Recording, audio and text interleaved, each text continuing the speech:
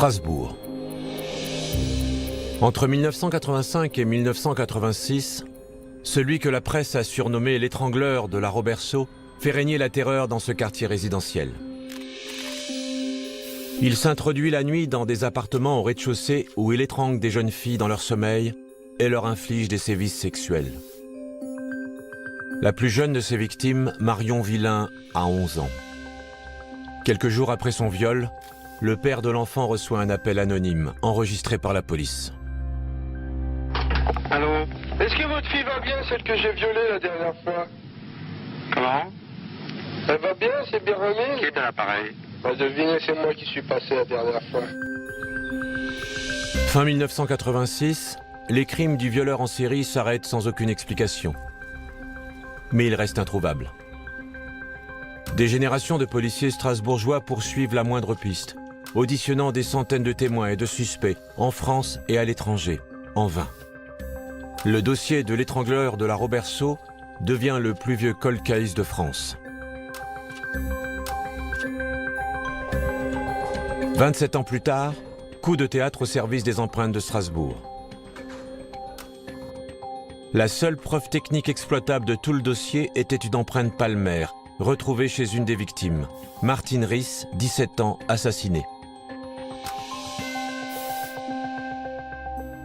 Et cette empreinte palmaire a enfin trouvé une correspondance.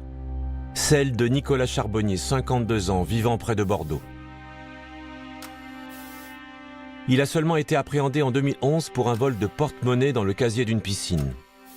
Et c'est pour ce petit délit que ses empreintes ont été rentrées dans le fichier national. Père d'une petite fille de 8 ans, divorcé depuis peu, Nicolas Charbonnier ne colle pas au profil du tueur. Sauf qu'il vivait à Strasbourg au moment des faits. Alors, pendant plus de 4 mois, les enquêteurs vont décortiquer la vie de cet ancien militaire, le mettre sur écoute, lui et toute sa famille, et se replonger dans les milliers de pages du dossier de l'étrangleur de la Roberceau. Le 21 janvier 2013, 27 ans après le premier crime, l'équipe du capitaine Ittinger arrive de Strasbourg pour interpeller Nicolas Charbonnier à son domicile, dans la région bordelaise. Pour optimiser le temps de la garde à vue, les policiers de Strasbourg ont délocalisé les auditions au commissariat de Bordeaux. Il est 14h10, la garde à vue de Nicolas Charbonnier commence.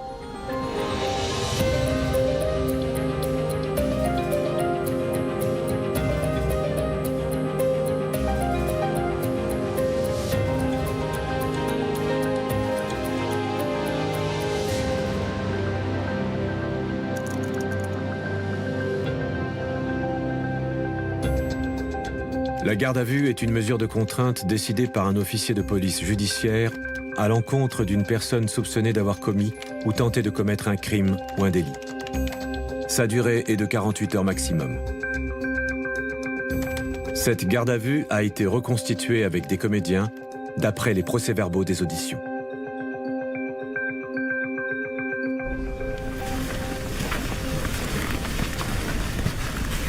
J'ai 30 minutes. Merci.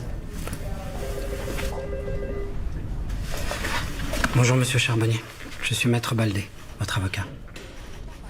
Avant tout, j'ai besoin de savoir si vous avez été bien traité depuis votre interpellation. Oui, tout va bien. Nous, on n'en revenait pas. On a fait sa vie, il est marié, il a une petite enfant. Comment un gars qui a été un véritable prédateur chez nous, un tueur, un agresseur de femmes, un violeur dans les années 80, a pu se transformer en voleur dans un casier dans une piscine. Là, on s'est dit, il y a un truc qu'on n'arrive pas encore à comprendre. Et si on se plante? Et si on se plante? On m'informe que vous avez été placé en garde à vue pour meurtre, tentative de meurtre ainsi que viol.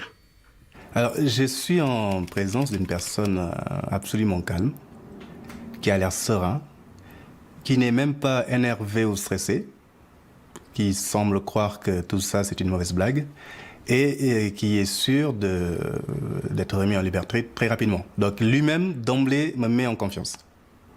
Mais alors c'est vraiment sérieux cette histoire? Pour meurtre? Oui, on ne peut plus sérieux. C'est insensé. Est-ce que cela veut dire que vous niez les faits qui vous sont reprochés, monsieur Charbonnier? Bah, évidemment. L'avocat commis d'office, on lui a pas ramené les 15 tomes du truc, hein. Donc, bon, je lui ai dit ce que j'avais envie de lui dire. C'est-à-dire, rien. Ou pas grand-chose. Donc en fait, c'est une discussion de dupe à ce moment-là entre un avocat qui ne connaît pas son client et le client qui ne connaît pas l'avocat. Juste dire, est-ce que vous avez été frappé par la police? Non. Ben, on va y aller maintenant, hein. On va aller parler aux flics. Afin que le regard du suspect ne puisse se raccrocher à rien, le capitaine Ittinger a choisi pour mener la garde à vue un bureau vide. La première audition peut commencer, il est 17h30. Range-moi ça, s'il te plaît. Ça n'en aura pas besoin. Un verre d'eau? Volontiers. Ce dossier de l'étrangleur de la Roberceau, c'est une plaie. Tous mes collègues ex-chefs brigade criminelle se sont cassés les dents dessus. Et c'était, je crois, le seul cold case qu'on pouvait avoir chez nous à Strasbourg. On est un peu fébrile. C'est-à-dire que là, on est dans la phase finale d'un jeu qu'on prépare presque depuis 5 mois. Hein, voilà. Et on sait que c'est maintenant que ça va se jouer.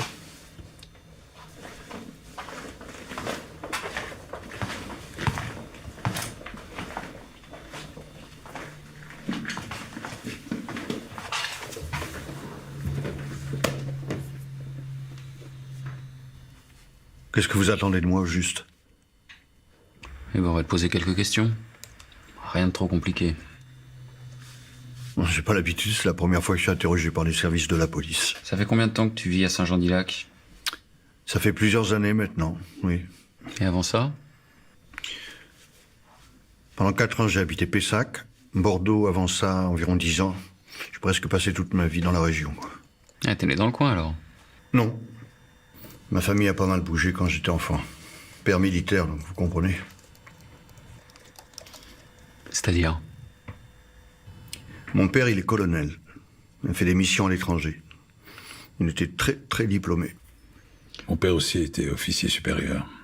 À l'impression, je sais ce que c'est. Ah non, non, mon père, il aimait aider les autres. Il a été visiteur de prison, écrivain public. Maintenant, il est sur un site pour aider les gens à faire leurs problèmes de maths. Vous voyez les gens. Vous étiez combien à la maison? On était 9 enfants. Ah oui, quand même. Ça devait filer droit. Chez nous, c'était un peu moins rock'n'roll, on était que 7.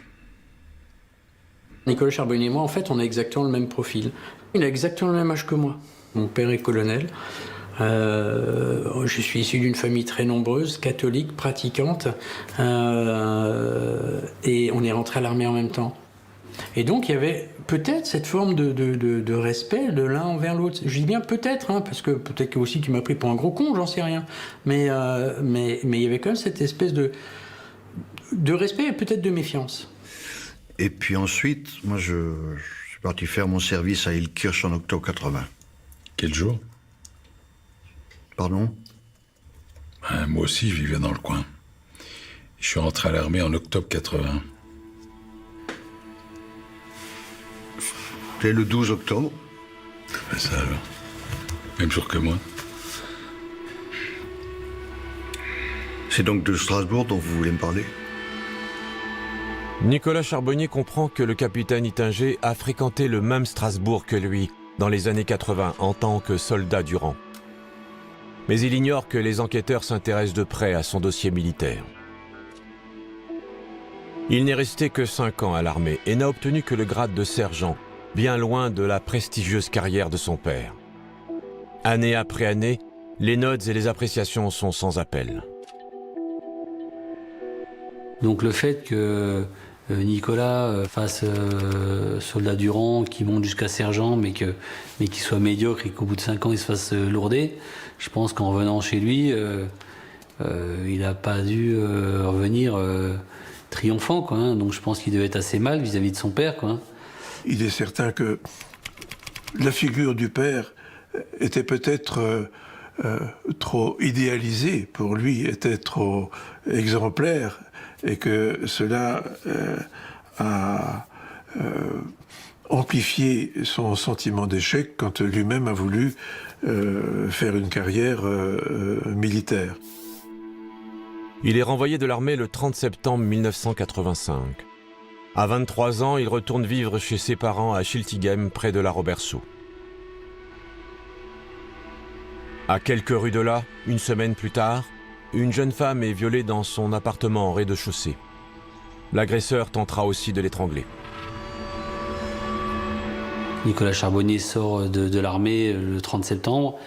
Elle est agressée le 6 octobre. Elle habite à 400 mètres du domicile de Nicolas Charbonnier. Donc je veux dire, pour moi, c'est évident que c'est la première victime de Nicolas Charbonnier.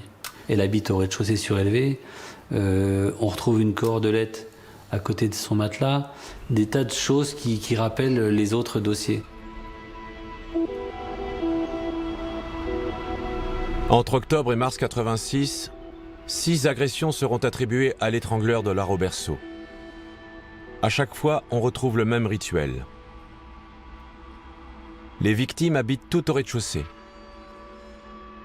Il entre en cassant un carreau avec un caillou, les surprend dans leur sommeil, les étrangle dans leur lit avec une cordelette.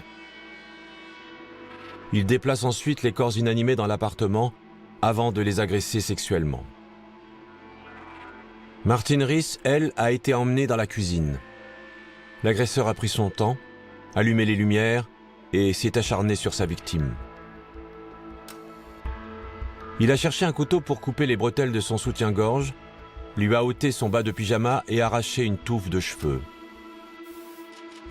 Puis il lui a coupé les poils pubiens alors qu'elle agonisait.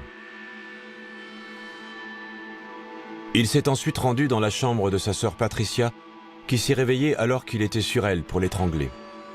Ses hurlements l'ont mise en fuite. On n'a retrouvé aucune trace technique exploitable, hormis l'empreinte palmaire laissée sur la commode de Martine, celle qui a permis l'interpellation de Nicolas Charbonnier. Attendez, ça voulait pas du tout dire à cet instant-là que M. Charbonnier avait pu commettre un crime. Et effectivement, la première réaction que j'ai, c'est de me dire, mais peut-être qu'il connaissait simplement cette victime, qu'il était présent à un moment dans cet appartement, mais absolument pas pour y commettre les crimes décrits. On a une trace, mais si c'est un copain, s'il faisait partie des secours, s'il faisait partie d'une équipe de déménageurs, des gens qui ont ramené des meubles pour les filles, on a tout vérifié. Et au fur et à mesure, on ferme les portes. Donc au fur et à mesure qu'on avance dans les 4 mois, vous arrivez à vous persuader, que ça peut être que lui. C'est vrai qu'on part pas avec grand-chose. On part pas avec grand-chose et c'est vrai que 27 ans après les faits, les témoins ont vieilli, ils ont plus la même mémoire, ils ont plus les mêmes souvenirs qu'à l'époque. Je me souviens pas, c'est des témoignages contradictoires par rapport aux premières auditions parce que les gens se rappellent plus. Et on s'est rendu compte qu'en fait, ça nous desservait. C'est-à-dire que plus on rentrait d'éléments troubles ou non qu'on n'arrivait pas à établir, plus ça profite en fait à la personne qu'on va viser. Et là, j'ai tout de suite dit à Michel, stop, on arrête tout, on va changer notre fusil d'épaule. Et donc petit à petit, on en est rentré à faire des jeux de rôle. Alors, il me parlait comme si j'étais Nicolas Charbonnier. Et j'ai essayé de le contrer. Pas n'importe qui. ah ouais. C'est ce qui se passe. Pendant les 4 mois de préparation de la garde à vue, les 2 policiers ont passé au crible les questions d'ordre professionnel, familial, intime et même sexuel. Ils ont simulé les réponses potentielles de Nicolas Charbonnier afin de rester maîtres du déroulé des auditions. C'est ce qui se passe à ce moment-là. Quand j'étais jeune, il y a une fille, là, je l'avais tapé dans l'œil. Elle s'appelait comment? Martine, je crois. Ouais, c'est ça, Martine. On a dû se voir 2-3 fois, je dirais, à l'époque dont vous me parlez, là, chez elle. Bon, on n'a pas fait grand-chose, hein. Je suis un gentleman, vous savez.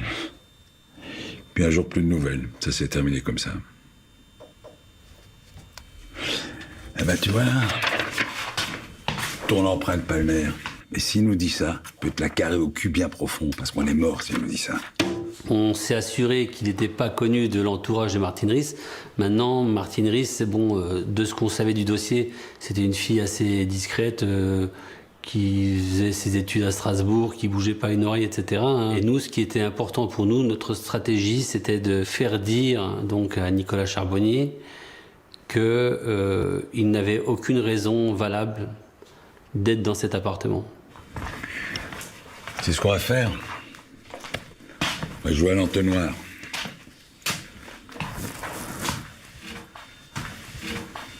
Tu te souviens du chalet? Quoi? Ça, c'est ma première question que je vais poser. Le chalet, c'était une boîte de nuit pour à Strasbourg, où les militaires sortaient. Donc toutes nos auditions sont déjà écrites. Quelles que soient les réponses qu'ils pouvaient nous donner, il fallait qu'on reste sur notre trame à nous, et uniquement notre trame. Parce qu'on savait exactement où on était et où est-ce qu'on voulait arriver. Tu te souviens du chalet? Je me souviens très bien. J'allais le week-end, boire un verre, me détendre. C'était très couru à l'époque. Ouais, tu parles. Un vrai piège à gonzesse. Ouais, moi, j'y allais surtout pour l'ambiance. Tu sais, on sous-estime toujours le prestige de l'uniforme. Ah, avait de quoi faire. Pas vrai? Ouais, c'est sûr. Je pense à un truc. Si ça se trouve, elle a peut-être connu la même fille. Je ne crois pas, non. Et les filles que tu rencontrais à l'époque, tu finissais la soirée chez elles en général? Ça pouvait m'arriver des fois. En fait, avant mes 17 ans, j'ai pas couché avec beaucoup de... En fait, avant mon ex-femme, on peut dire que j'ai rien eu de sérieux, quoi. J'étais pas non plus un grand séducteur. D'accord. Donc si je te dis Carole Reichelt? Ce nom ne me dit rien. Gisèle Tin? Pas la moindre idée de qui ça peut être. Où voulez-vous en venir? On ne voulait absolument pas qu'il puisse nous dire qu'il connaissait Martine Riss. On a noyé le nom de Martine Riss parmi des noms d'autres femmes apparues dans le dossier, quoi. Et une certaine Marion Villain, ça vous dit quelque chose? Ce sont pas des filles que j'ai connues, en tout cas. Martine Riss? Vous cherchez à faire l'historique de mes conquêtes? Vos conquêtes? Donc vous les avez côtoyées? Absolument pas. Judiciairement, c'est pas terminé, quoi. Hein, on peut pas emmener un mec aux assises juste parce qu'il dit je connais pas Martine Riss, quoi. Donc, mais pour moi, mon opinion elle est faite, quoi. Voilà. Le fait qu'il ne connaisse pas Martine Riss et qu'il n'ait eu aucune raison valable d'entrer dans cet appartement, voilà, c'est fini, quoi. Tu nous as toujours pas dit quel était ton genre? Parce que j'ai pas de genre particulier. Je voyais des filles de mon âge, comme tout le monde. Parfois un petit peu plus jeunes. 20, 21 ans, 22. Mais jamais des mineurs. Et des filles mineures au chalet, il y en avait aussi. Je le sais, puisque j'y étais. Hein. Donc ça faisait partie vraiment des premiers points de passage importants qu'il fallait que l'on marque sur le papier. C'est qu'il n'est pas sorti avec une fille mineure. Martine et Marion sont mineures, les modes opératoires sont identiques. Dès 1986, les enquêteurs relient les deux affaires et font appel à un psychiatre pour les aider à établir un premier profil de l'étrangleur de la Roberceau. Les éléments dont j'avais disposé ne permettaient pas de dresser un véritable portrait robot, sinon de définir la démarche sadique et cette logique, on peut dire, ce fonctionnement. Alors, l'histoire, pourquoi raser les poils pubiens? Peut-être que c'est un trait aussi qui rejoint la question de la pédophilie, à savoir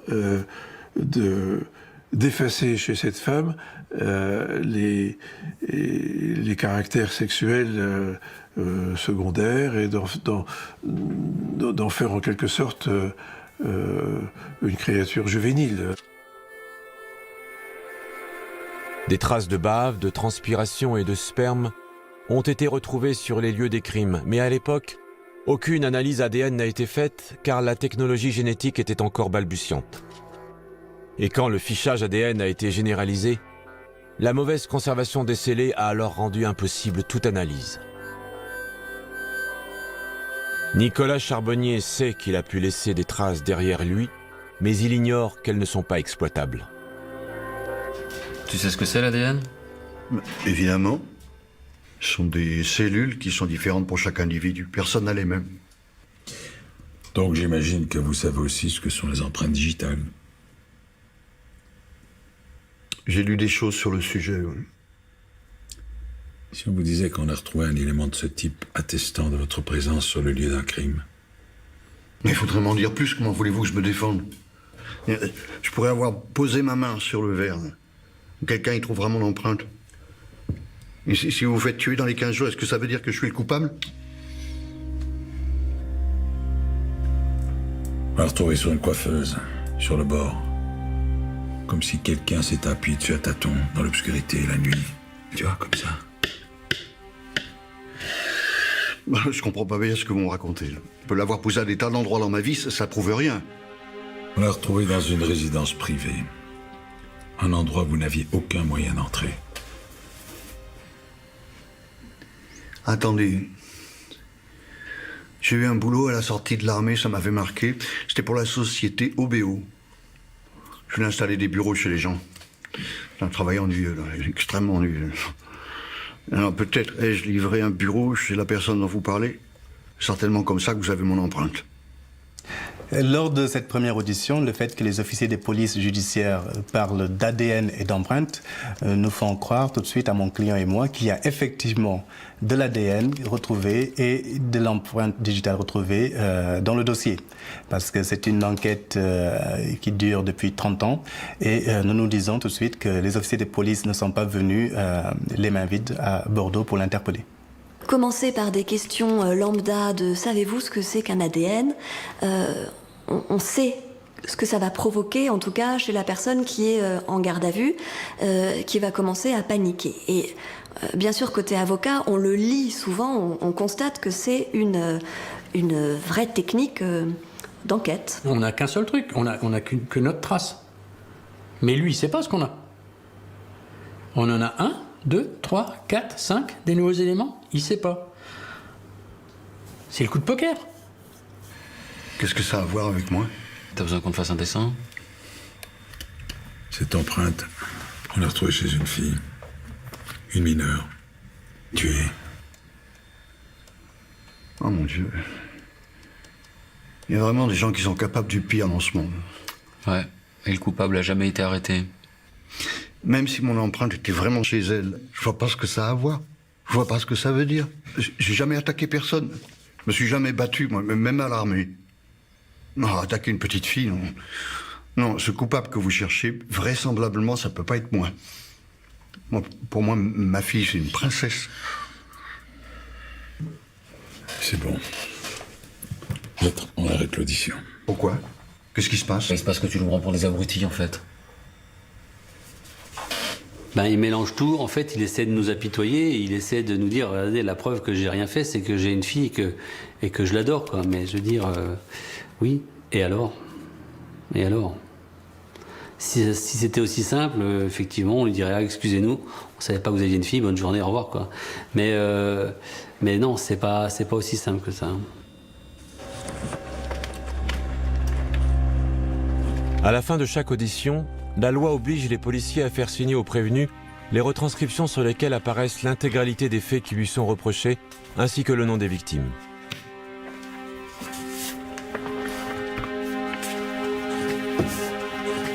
C'est la première fois qu'il voit l'intégralité des noms des victimes.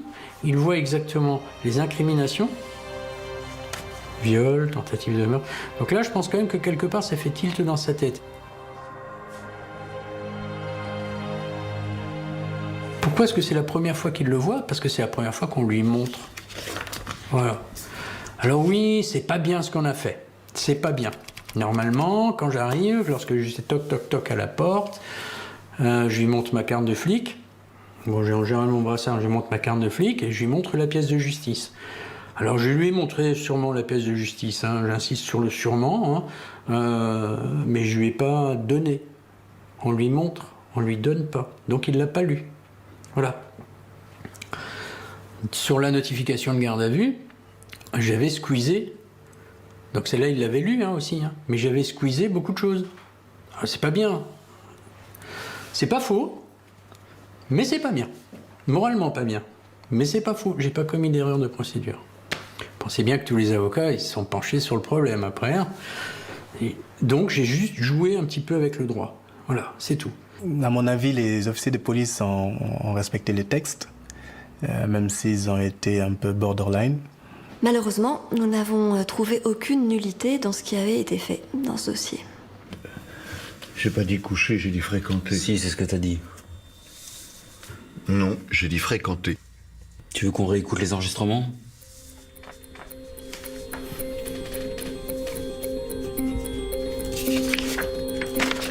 Nicolas Charbonnier ignore que depuis quelques heures, son ex-femme, avec qui il a vécu presque 20 ans, est auditionnée par un autre policier. Elle sait rien. Elle ne sait absolument rien. Et c'est quand même époustouflant. Et elle le reconnaît. Ils n'ont jamais parlé ensemble de leur passé respectif. Quand je demande à Karine Charbonnier de savoir si son ex-mari, qui plus est le père de sa fille, peut être l'auteur de ces faits, elle n'est plus à ce moment-là dans l'incompréhension. Elle est dans le déni. Le père de sa fille ne peut pas avoir commis ces faits. Il est parfait. C'est le papa idéal. Ça peut pas, ça ne correspond pas. J'aimerais seulement savoir où est ma fille. C'est bon pour ta fille, tes beaux-parents s'en occupent. Par contre, ta femme... Mais vous êtes en train de briser ma famille. Nicolas. Oui. On sera encore là demain, si tu changes d'avis.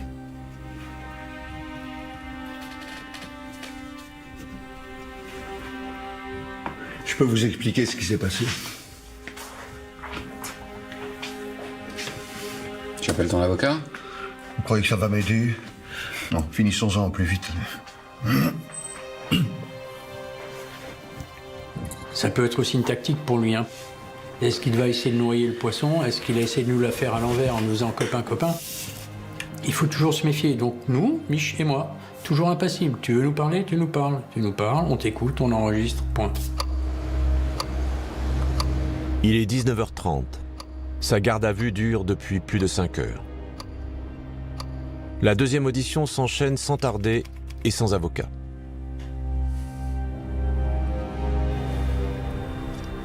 Oh bah allez-y, on vous écoute. Je suis pas fier. Ce n'est pas une histoire que j'ai racontée à qui que ce soit. À l'époque qui vous intéresse, je venais de sortir de l'armée. Je ne savais pas trop quoi faire de ma vie.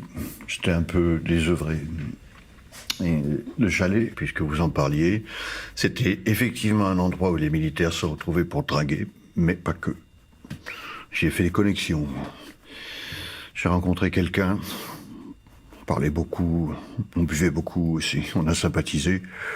C'est un homme cultivé, qui avait un peu d'argent, qui était fascinant pour moi. Je n'avais jamais rencontré quelqu'un de pareil. Il travaillait pas vraiment, il était cambrioleur. Wow. Et un jour, il m'a proposé un coup. Et qu'est-ce que vous avez volé? Ben c'est ça le pire, rien. Je cassais un carreau. On rentrait avec mon associé, je restais 1 minute ou 2 maximum. Je m'y prenais comme un manche que j'ai jamais rien. Je mettais même pas de gants. Il avait réussi à me persuader que c'était pas la peine, étant donné que j'étais pas fiché par la police. Donc quand j'y repense, j'ai honte. Dans notre jargon, on a ce qu'on appelle, nous, le PV chic, c'est le mec qui va vous dire non, j'ai rien à voir là-dedans. Ah non, moi, non, c'est pas possible. Ça, c'est le premier, c'est le PV chic. Le deuxième, c'est vous avez pas tort, mais c'est pas moi, c'est mon pote. Donc le mentor, hein. C'est lui. Et c'est lui qui m'a tout fait faire. Hein. J'ai pas voulu le faire, mais c'est à cause de lui que je l'ai fait. Et ça, c'est vraiment un schéma classique. Donc ce gars, il faut le laisser parler. Parce que tout ce qu'il va vous raconter, c'est en fait sa vie qu'il fait endosser à quelqu'un d'autre. Et donc c'est vous qui cassiez les carreaux? Bah, des fois oui, des fois non. On prenait une pierre qu'on trouvait par terre, et puis on visait une fenêtre au rez-de-chaussée. Il disait que c'était plus facile que la porte. Le fait qu'ils nous disent j'ai fait des cambriolages, j'ai utilisé des cailloux pour casser les fenêtres et on volait ce qui avait de valeur, etc. Je veux dire, c'est le mode opératoire très précis de cette affaire, quoi. Lors de cette deuxième audition, les policiers ne laissent pas le temps à Nicolas Charbonnier de dérouler sa stratégie. Ils interrompent l'audition au bout d'une demi-heure et le ramènent en cellule. La journée est loin d'être finie pour les policiers. Ils informent la juge et les enquêteurs restés à Strasbourg de l'avancée des auditions. D'abord, on a tout repris à zéro, de nouveau, avec Michel. On a refait le point avec la juge, à dire voilà, on l'a déjà positionné, il est là, il a volé, il l'a pas lu. C'est pour lui, c'est sur une scène de crime, et il reconnaît avoir commis des vols. Je te laisse. À demain. Elle est déjà très satisfaite, parce que personne, jusqu'à présent, n'avait réussi à aller aussi loin. Aucun. C'est inespéré ce qu'on était en train de réaliser.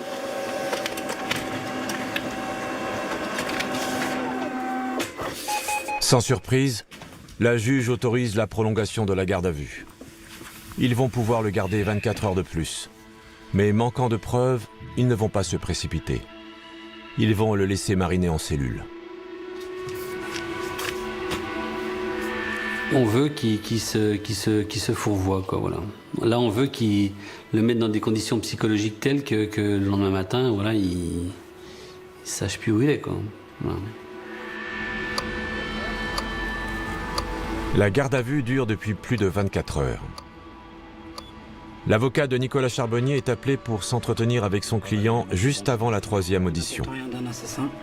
Je ne suis absolument pas au courant qu'il y a déjà eu une deuxième audition la veille.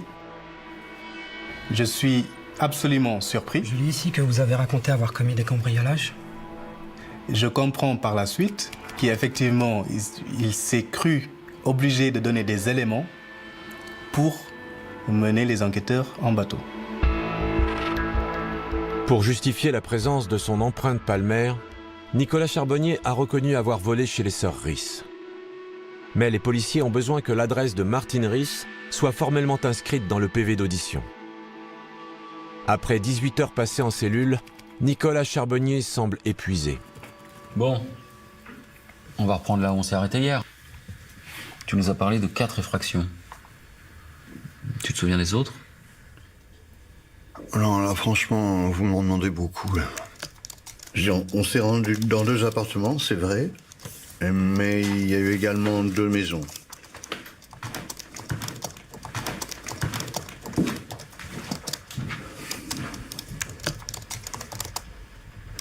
Quand j'ai quelque chose à lui dire ou quand j'ai un point particulier, je lui envoie un SMS, il le lit discrètement. Il ne faut pas couper le fil entre le mis en cause et l'interlocuteur.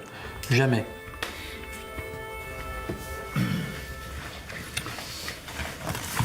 Bon, je reprends parce qu'il faut être bien précis. Tu as reconnu t'être introduit au domicile des sœurs Ries, 3 rue d'Alinden, Strasbourg, dans le quartier de la Robertso. On a retrouvé ton empreinte palmaire. C'est bien ça? Oui. On l'écrit, il n'a pas plus de réaction que ça. Il aurait très bien pu hurler, son avocat même aurait pu hurler, ce qui veut dire que, de facto, c'est acté. On est d'accord. Il ne dément pas, parce que ça ne fait pas de lui un violeur, et surtout, il veut expliquer comment son empreinte ou éventuellement son ADN, parce qu'il pense toujours que son ADN a été retrouvé. Donc comment ces éléments se retrouvent chez les victimes. Nicolas Charbonnier a admis avoir cassé le carreau pour s'introduire chez les sœurs Ries pour cambrioler. Or, le carreau a été cassé 3 jours avant le crime. Rien n'a été volé. Les sœurs Ries remarquent cependant qu'il manque un trousseau de clés, mais elles croient que leurs parents les ont récupérés. Michel Thomas en déduit que cela s'est passé en 2 temps et qu'il y a donc eu préméditation. Tu nous as parlé de ton complice. Disons qu'on va l'appeler Monsieur X. Comment est-ce que vous procédiez? J'ai trouvé un double des clés accroché à un clou. J'ai ouvert la porte pour qu'il entre. Et tu sais ce qu'elles ont fait, les sœurs Ries, quand elles ont vu que leur carreau avait été cassé? Elles ont cru un cambriolage? Non, pas du tout. Rien n'avait été déplacé chez elles. C'est bizarre pour un cambriolage, tu trouves pas? C'est vous les experts. Aucun voleur au monde n'entre sans mettre à sac les endroits qu'il cambriole, c'est la base. Être discret, ils en ont rien à foutre. Hein? Mais là, on a quelqu'un qui s'est introduit chez les sœurs Riss, a pris un double des clés, pour revenir plus tard. Pour moi, c'est déterminant, quoi. Voilà. Pour moi, c'est déterminant. C'est la preuve que le mec qui est rentré dans l'appartement en cassant une fenêtre avec un caillou, c'était pas un cambrioleur.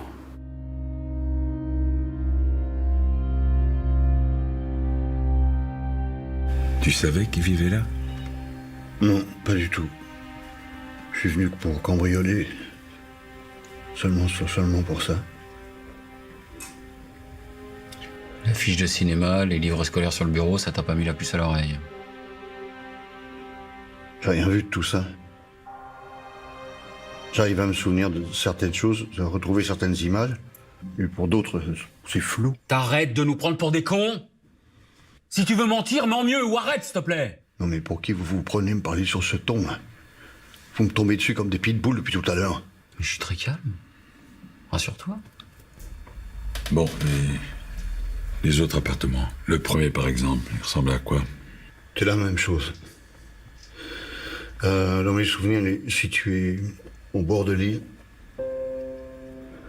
Quand on y est rentré, on a commencé à fouiller, sauf que j'ai entendu des gens qui ronflaient, j'ai pris peur. Et je suis allé voir. Il y avait des gens qui dormaient. Je suis parti. Point final. On s'attendait pas du tout à ça. On s'attendait à ce qu'il nous raconte un peu n'importe quoi, comme il avait fait avant. Et là, la façon dont il parle du premier appartement, on se rend compte que c'est la description exacte de l'appartement de Marion Villain, quoi. Marion.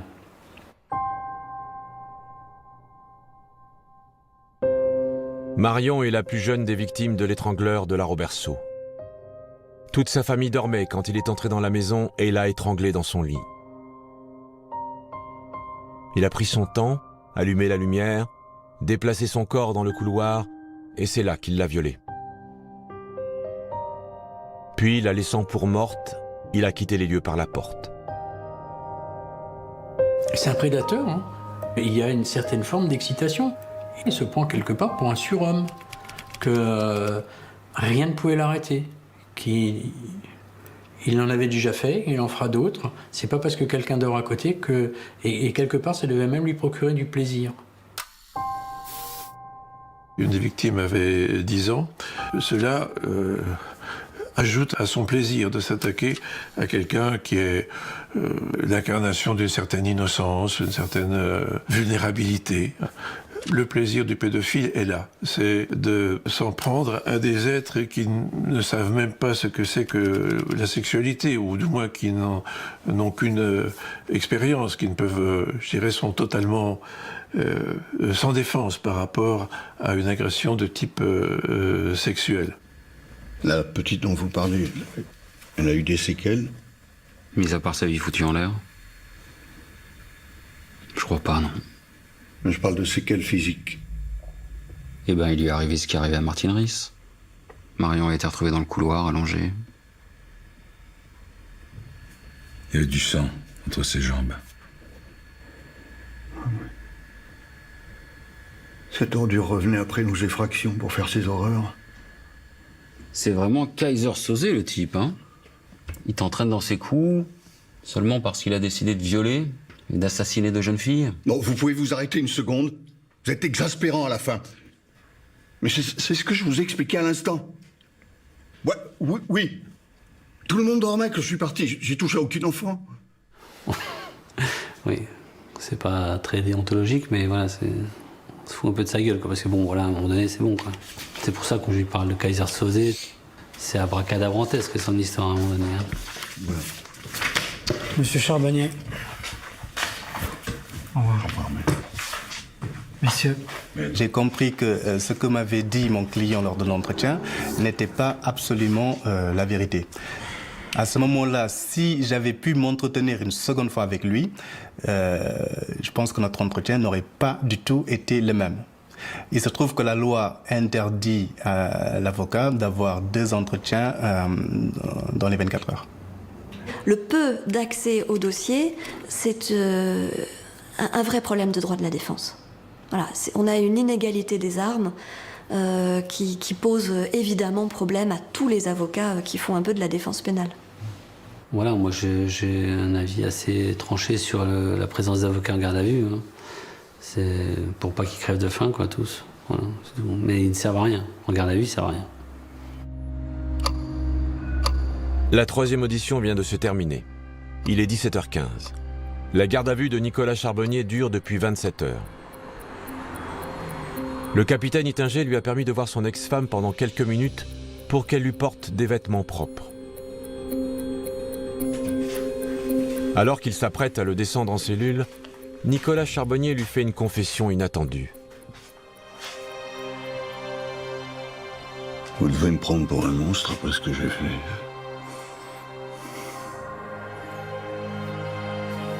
Il m'a dit ça, mais on ne peut pas en faire état, on ne peut rien en faire. C'est quelque chose qu'il m'a dit de lui à moi. Je ne peux pas m'en servir en procédure. Je ne veux pas le relancer là-dessus, parce qu'on peut arriver à une situation de blocage également, en disant non, toi tu me mens, ou vous me mentez. Je vous ai jamais dit ça. Donc il me l'a dit à un moment. Je suis suffisamment intelligent également pour le garder pour moi, enfin je l'ai partagé avec Mich, mais on ne s'en resserre pas. À la veille de la quatrième audition, non seulement ils ont des aveux inutilisables, mais en plus, ils ne peuvent pas profiter de l'erreur de Nicolas Charbonnier. Nous, on n'est pas prêts.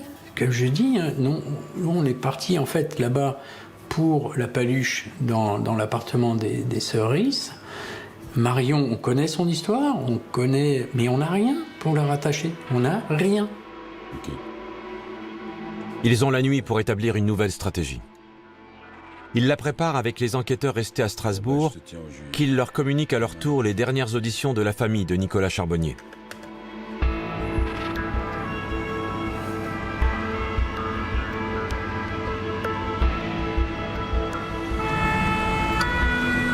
Le lendemain matin, Nicolas Charbonnier est sorti de sa cellule. Il est 9h15.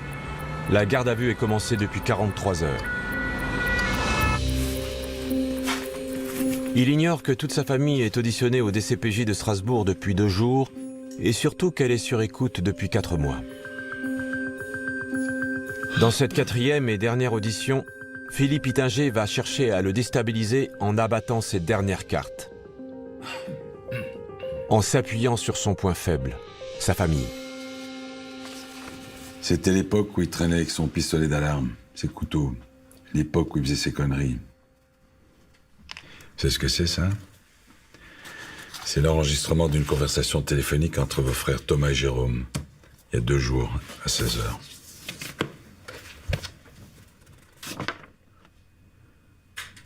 Non, mais c'était mes couteaux de l'armée, je me trimballais pas avec.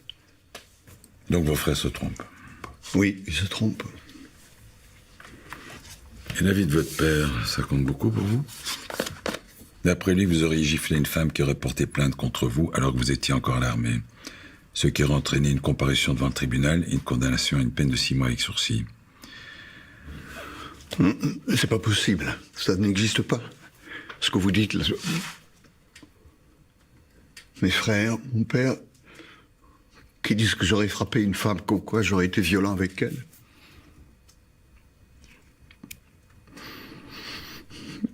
Je m'en souviens pas. Je ne me souviens pas. Jamais fait de mal à personne. Non, je crois que mon père se trompe. Je vais devoir lui en parler. Moi, je crois que vous mentez, monsieur Charbonnier. Je n'ai rien à vous répondre.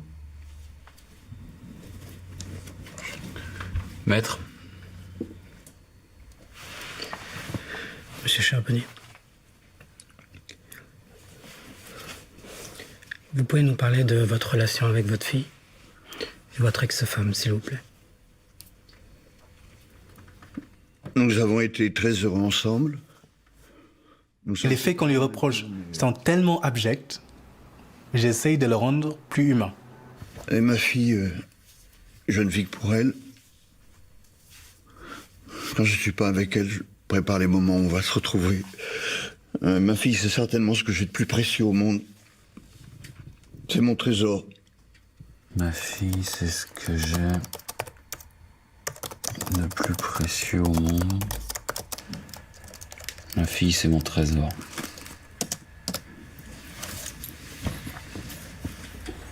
Bon, la question, bien sûr, s'est posée, qu'est-ce qui s'est passé chez Charbonnier pour que il, je dirais, abandonne, si on peut dire, sa carrière de meurtrier pour mener une vie de famille, soi-disant modèle.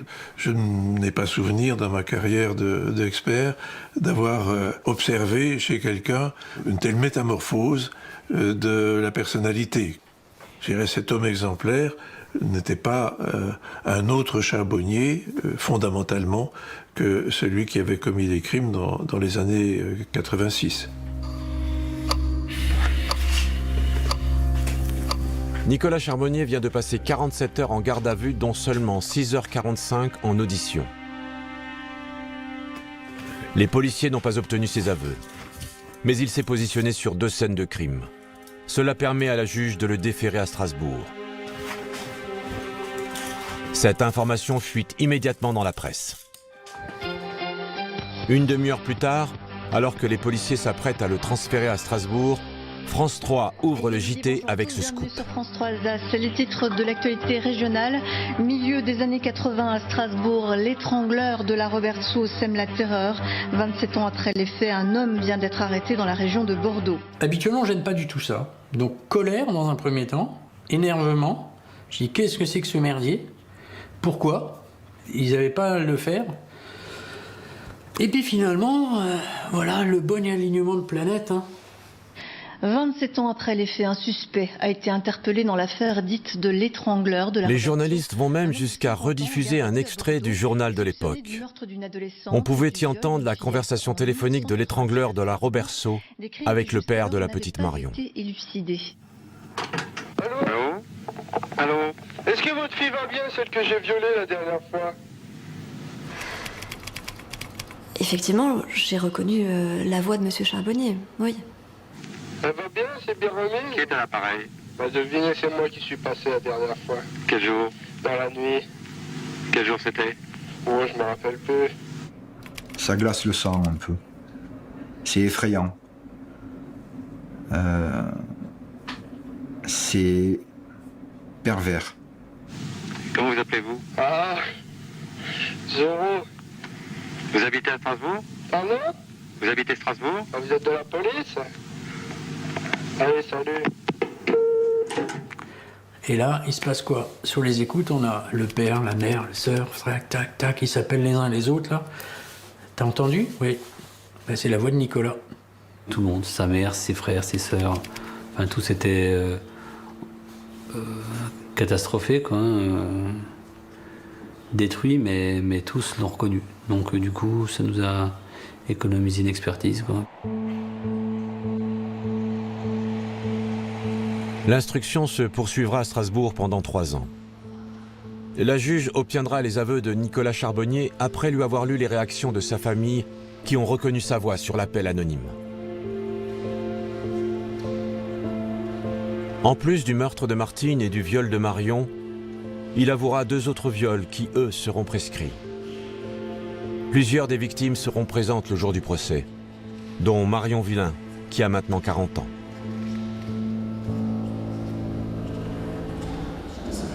Depuis, on est amis. Je sais que voilà, elle est vraiment contente qu'on ait sorti le dossier. Ça lui a fait beaucoup de bien.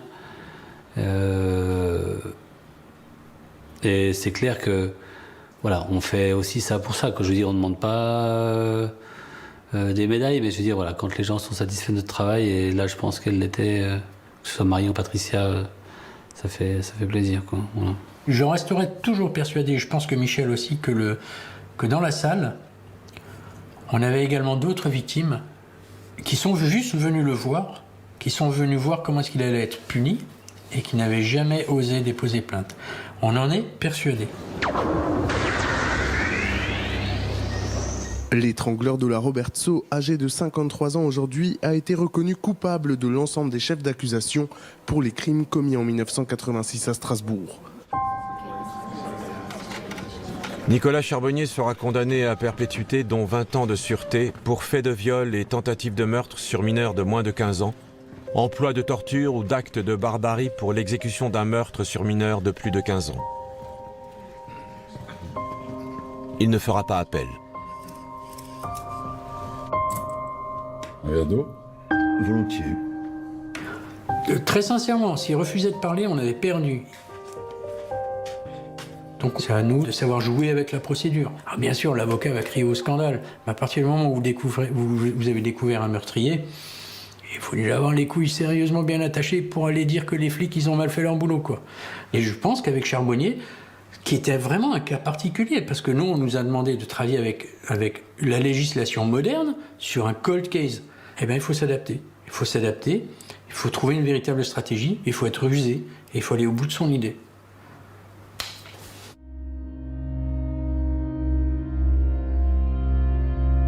Pour les policiers, il reste cependant une question majeure.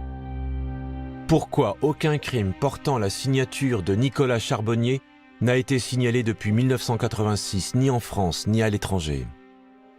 Pour les experts psychiatres, il est pourtant invraisemblable qu'un tueur et violeur en série cesse ses activités du jour au lendemain. Nicolas Charbonnier reste une énigme. Aujourd'hui, on sait enfin qui est l'étrangleur de la Roberceau. Mais on ne sait toujours pas qui est Nicolas Charbonnier.